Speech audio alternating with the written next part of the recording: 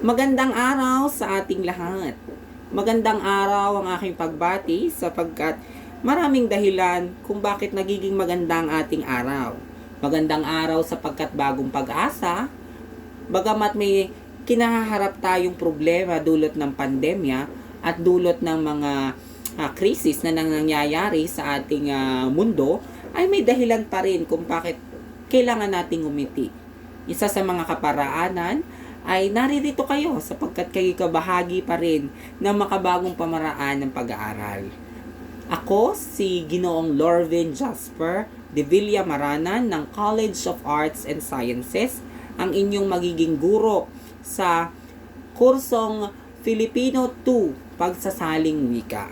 Asahan ninyo ang aking suporta, ang aking pakikiisa sa bawat hakbangin ng ating asignatura. Mga mag-aaral, ang ating kursong Pagsasaling Wika o Filipino 2 ay binubuo ng iba't ibang mga kapamaraanan sa pag-aaral. Ang University of Batangas ay sumusuporta sa Distance Flexible Learning, kung saan ito ay binubuo ng online learning at binubuo din ito ng modular learning. Alam naman natin na ang University of Batangas ay gumagamit ng Learning Management System. Sa pagbukas ninyo ng inyong Learning Management System ay makikita ninyo dito ang mga online specifications at sa loob din ito ay makikita ninyo naman ang modular specifications. Sa modular, makikita ninyo dito ang nilalaman ng kabuuan ng ating klase sa buong semestre, na kung saan higit ninyo mapapansin dito ang aming mga hinihandang performance tasks at written works. Ang performance tasks at written works ay isang mahalagang elemento ng ating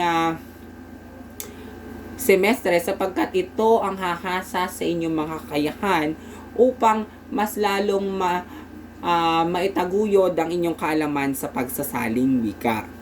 Ang ating performance tasks at written works ay merong mga pamantayan ng pagmamarka o tinatawag nating pamantayan ng pagtalima.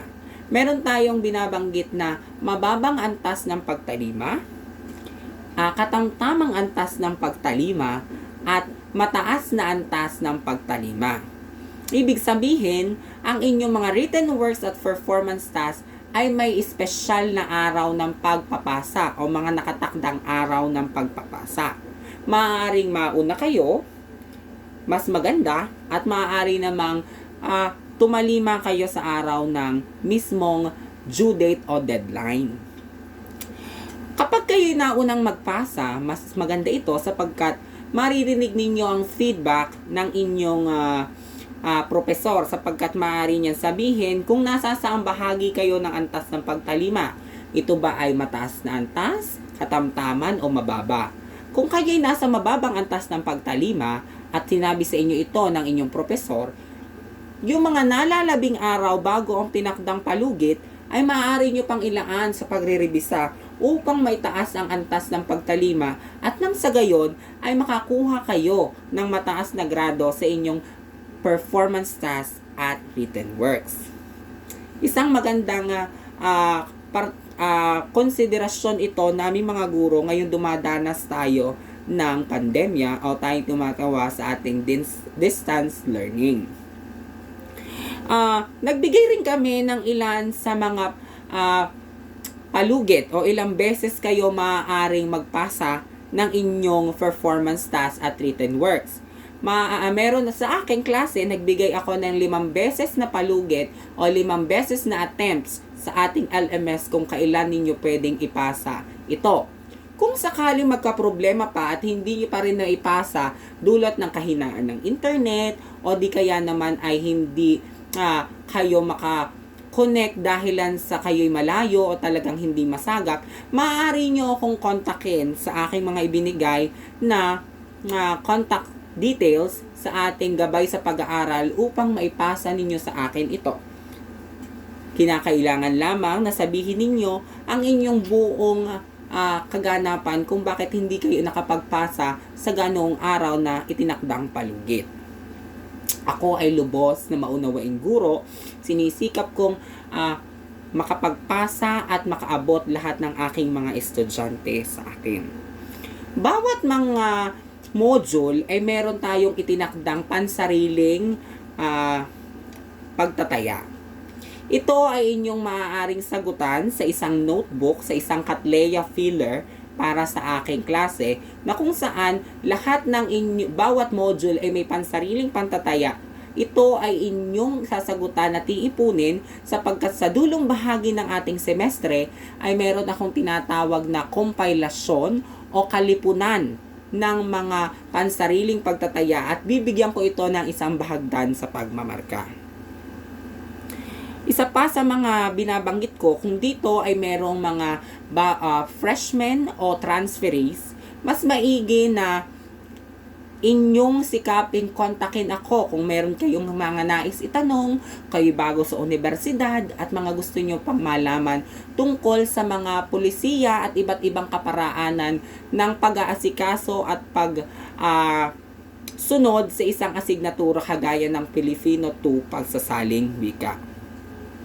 Inaasahan ko na ang bawat mga estudyante ay ilalaan ang kanilang napakahabang pasensya at pag-unawa sapagkat ngayon na tayo ay dumaranas ng pandemya at sinimula natin ang pasukan ng August 24 ng hindi sa normal na kaparaanan, bagamat tayo gumagawa ng paraan, ay isang magandang ugali ng isang estudyante ang pagtitimpi at ang kukonsiderasyon sa mga guro sapagkat maaaring sa ibang araw ay hindi akong humarap sa inyo at magkaroon ng pagpapalit ng mga schedule dulot ng pagkakaiba ng mga scheduling ng mga klase.